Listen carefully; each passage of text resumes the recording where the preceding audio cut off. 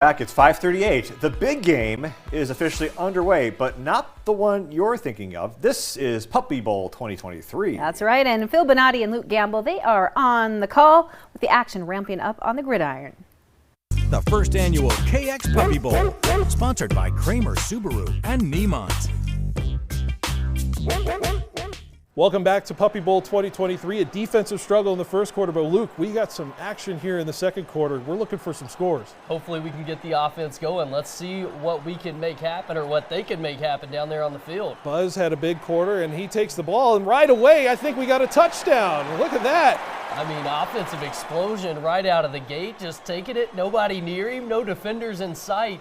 And Buzz making an early lead for the MVP race. Staring down the other team, kind of a part of an intimidation factor in a way. It's like a rugby scrum right here at the bottom of the screen. Yeah. They're fighting for it down there. He's intimidating, you know. Buzz is a big player, you know, in this game, and we knew the pedigree coming in. So it looks like we got a little more.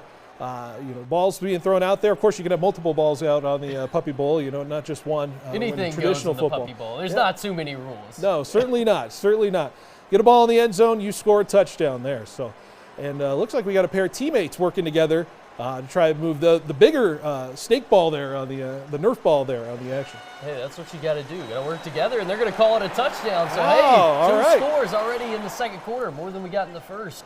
A little rough on the sidelines there. I think they're talking about the next plan of attack. Talk about a good form block over there. I mean, that guy's standing his ground. Yeah, well, I think things are getting a little tired out there. Obviously, a halftime break might be needed. Some nap time potentially. Puppies love to nap.